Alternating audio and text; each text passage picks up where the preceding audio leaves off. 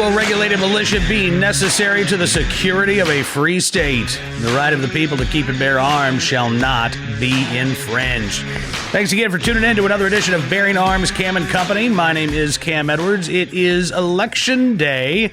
I do not yet have my I voted sticker, but I am doing that just as soon as we wrap up today's program. We do have races all around the country that are going to matter to gun owners. And a lot of them, I got to tell you, it's going to be up to you as a gun owner and a local voter, because we've got a lot of municipal elections, a lot of county elections. Statewide, there are 2 states right now that are holding legislative elections today. Virginia, every seat in the state legislature is up for grabs. Gun control advocates trying to flip the legislature from a pro-gun legislative body to an anti-gun legislative body. They only need to flip about 4, maybe 5 seats to do this, 2 in each chambers. And they've been focusing on more than a dozen races around the country, flooding the state with cash, anti-gun advertising. This is going to be a really crucial race, not just for gun owners in Virginia, but across the nation as well, because if they're successful in flipping Virginia, they're going to take their game plan and they're going to export it to every possible state that they can in 2020. In New Jersey, we've got statewide elections as well. Unfortunately, New Jersey is already an anti-gun legislative body, in fact, an anti-gun supermajority, but Republicans are hoping to make some inroads, claw back a couple of seats in the state assembly. They're calling this the Murphy midterms, after New Jersey Governor Phil Murphy, who has approved basically every gun control bill that has gotten to his desk. And then we've got a couple of governor's races as well in Mississippi, where Vice President Mike Pence was on Monday evening campaigning for the Republican candidate.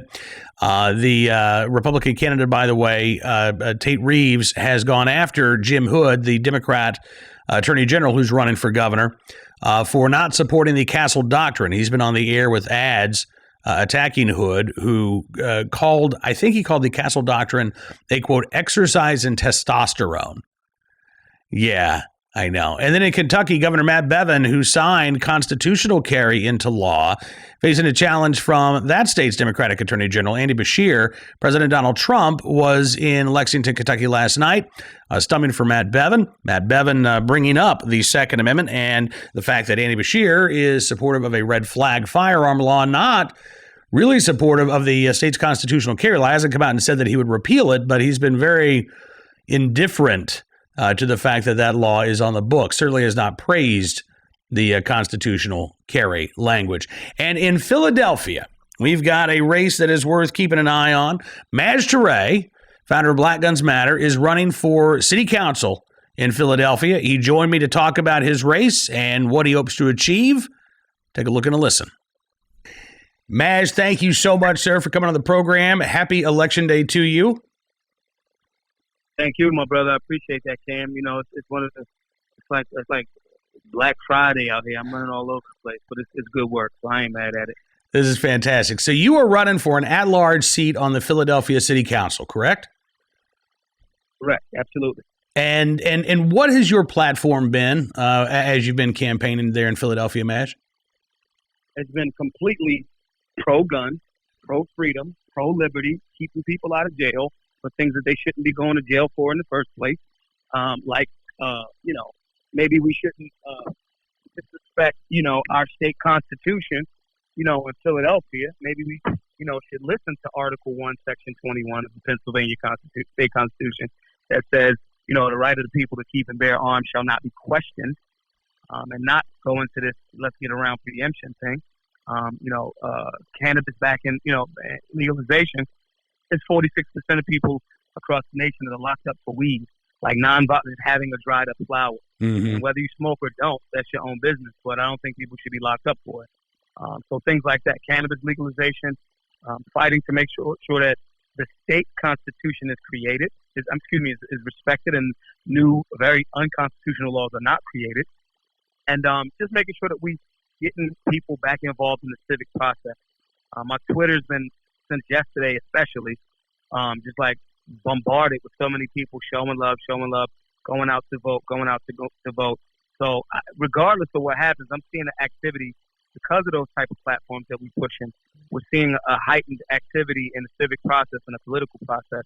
So we've already won in that regard because we've awakened a demographic that was not even in the conversation or even didn't even think they were a part of that conversation. So that's love from the door. Yeah, let's talk about that a little bit. That demographic that you've awakened. What does that demographic look like, Maj?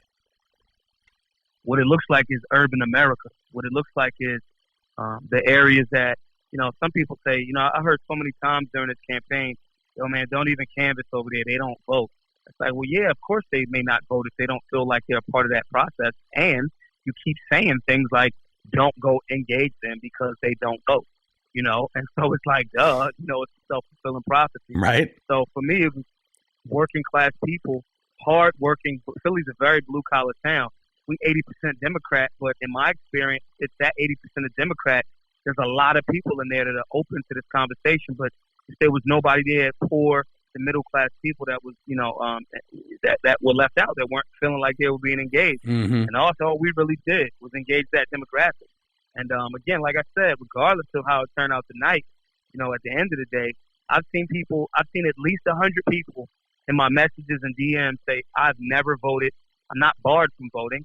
I've never voted before in my life, but I'm going to vote for you.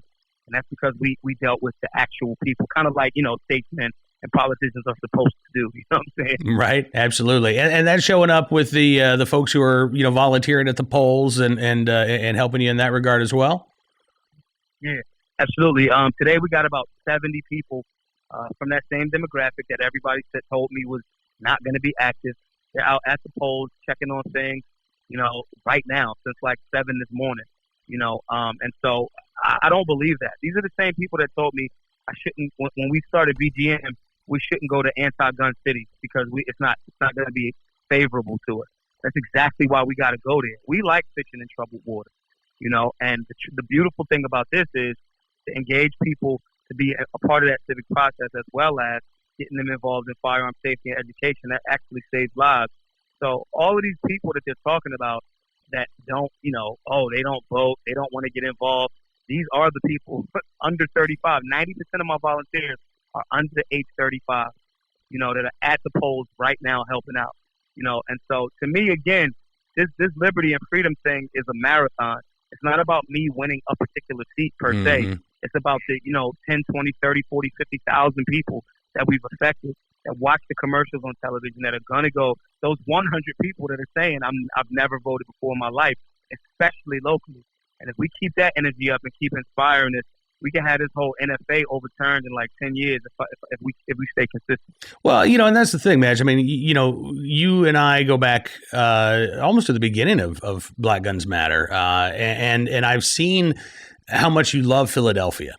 No matter where you may go and no matter, where you might be engaging and fishing in those troubled waters, your home is Philadelphia. And that's been very clear. And so when you talk about running that marathon, regardless of what happens, and I'll confess, I hope that you're winning. I don't usually do endorsements here, but I will endorse Maj Toure for city council in Philadelphia.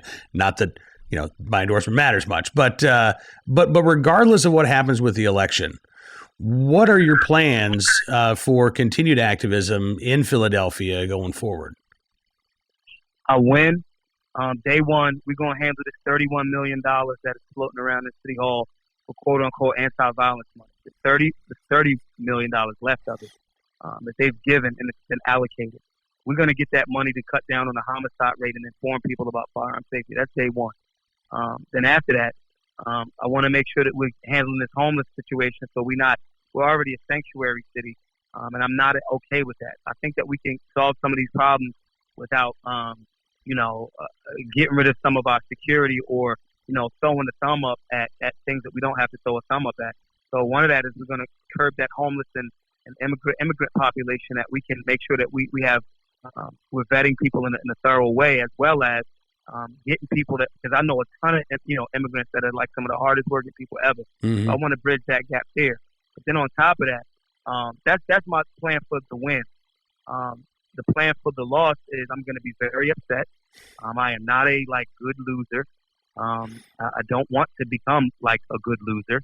And so I'm going to regroup, and then I'm going to see everybody in 4 years, whether that's for mayor or that's going to be for some sort of state position. Unless there's other people within that time, I see people like pushing for liberty, Mm-hmm. And if my job is needed on the political side, then I'll continue to do that. But reality is they actually going to have more problems with me if I lose. Because if I win, and I said this a few times, if I lose, I'm still free to complete, as a city council person, I have to be a little bit more cordial. Right. I have to be a little bit more, polished. But if I don't win, I'm a free radical. And I'm going to concentrate consistently. I have a headquarters now back in Philly a few years ago. My location burned down. But now I have a new location. I'm going to consistently be at the throat of every single person that is not doing that. And then I'm going to roll that up into a 2024 mayoral run or some state situation if I lose, because it's going to make me very, very angry. We spent a lot of – I don't like wasting my money, or more especially, I don't like wasting other people's money. And I know that we've done a great service for Liberty on one level, so that's a W. But on a different level, I spent a lot of money with Comcast and these other big ad companies or ad revenue and things like that. The people gave me a lot of money. And I think at a certain point we might have been at $60,000 or something like that. I don't even know. But at the end of the day, I'm going to be very upset that we're not in that seat. So I have to make up I have to double the investment people gave me their money for. So I got to make that make sense. And so, if I lose, the opposition is going to have a very difficult time with me. And I'll also know why I lost. And when you know why you lose, it makes you stronger for another run. So I'll see everybody in a mayoral race or a state race in 2024. Well, hopefully you'll be doing that as a at-large city council member there in Philadelphia. Maj Toure, as always, man, it's so good talking with you. It was great seeing you at the rally for the Second Amendment in Washington, D.C. over the weekend. And I'm going to get up to Philadelphia here before long. We got to do something in person here on Cam and Company. Yeah, we should. I'm with it. And matter of fact, so look, Cam, you got to come up to my spot, man. I got I'm in the middle of the hood, and I got in a few weeks I'll have shooting simulations up against on my wall. So people from the community can just come in and learn how to shoot, sight alignment, stance, so forth and so on. Books, all that other good stuff. So, yeah, absolutely come to the That's awesome, man. When you're ready, let me know, and I'll head up 95. Absolutely. All right, Maj. Hey, thanks so much again, and best of luck to you today. And really, congratulations on getting in the arena itself. That is a huge step. And I know that you've got that competitive spirit. I know you want to win, but honestly, I think that you are providing an example for activists around the country, and I hope that others follow your lead, sir. Absolutely. Thanks, Cam. I appreciate you, my brother. You bet. Thank you. Maj Toure, Black Lives Matter, and at-large city council candidate in Philadelphia, with us here on Bearing Arms Cam and Company. And we'll have details on the election results on tomorrow's Bearing Arms Cam and Company, including a look at that Philadelphia at-large city council race.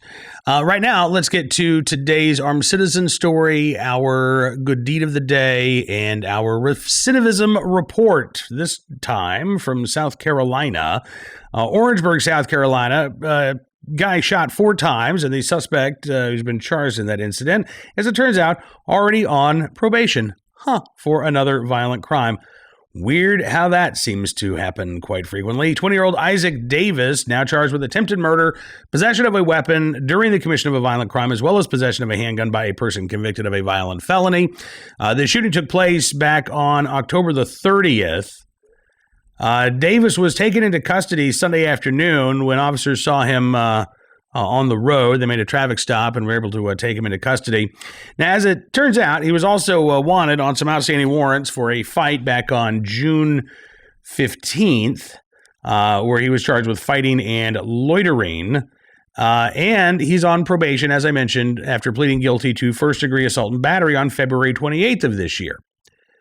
Now, in that case, a judge sentenced Davis under the state's Youthful Offender Act and gave him credit for time served. His sentence, which was not to exceed 6 years, was then suspended, and he was given 2 years probation. So he's convicted of this crime. He's violated that probationary term, but again, little time behind bars for the 20-year-old youthful offender. Might have been 19 at the time, but still... that's a grown damn man, in my opinion, not a youthful offender. Anyway, he is today's recidivist report. Our armed citizen of the day from Philadelphia, as a matter of fact, where a would-be armed robber was shot and killed in West Philadelphia by his intended victim. Police say the intended victim is a concealed carry holder, although I don't really think that matters in this case, because the intended victim was sitting, a 60-year-old man, by the way, sitting on his front porch when somebody walked up to his front porch and tried to rob him at gunpoint. So I don't think that the state's concealed carry law would even apply there. I know that there have been some really anti-gun jurisdictions that have tried to say that your garage, for instance, is not your home, or your backyard is not part of your home. I would think that your front porch would be considered part of your home. So I think the concealed carry aspect of this is kind of a moot point. But indeed, a legal gun owner and a law-abiding citizen able to protect himself from a would-be armed robber there in the city of brotherly love. Maybe if Maj wins, he can invite that armed citizen to his inauguration. Finally, our good deed of the day. I love this headline. Officer runs race in full SWAT gear, comma, saves woman's life, comma, then proposes to girlfriend. That's a busy day. That is a very busy day. This happened in Chicago. Mike Nowacki is a sergeant with the Chicago Police Department, and he was taking part in the All-State Hot Chocolate 15K race, and he ran in his full SWAT gear, 50 pounds. But he was also carrying something that didn't weigh much but meant the world, an engagement ring. Sergeant Mike Nowacki was planning on proposing to fellow officer Aaron Gubala as soon as he finished the race. But as he is running, and he's getting real close to the finish line, a woman falls down in cardiac arrest about 200 feet from where this race concluded. Mike Nowacki and Maryville, Indiana Fire Department Captain Walter Cook saw the woman collapse. They stopped what they were doing. They ran over to help. Mike Nowacki said, "I hear people screaming, 'Medic, medic.' He said, 'My training kind of kicked in, and I went towards the crowd of people.'" So both Nowacki and Captain Walter Cook did CPR. The woman was revived. She was taken to the hospital. She is expected to be okay. It's amazing. So then Sergeant Mike Nowacki and Captain Cook, they take off running again. Mike Nowacki finishes the race. And he said, his now fiance, Aaron Gubala, said it was great. She said once he finished in his full gear, helmet and everything, and he's sweating, I wanted to talk to him about what happened to find out more information. And he got down on one knee, and I thought he was hurt. And he just said, "Aaron, I don't know what to say." And I realized what was going on. She knew what to say. Yes.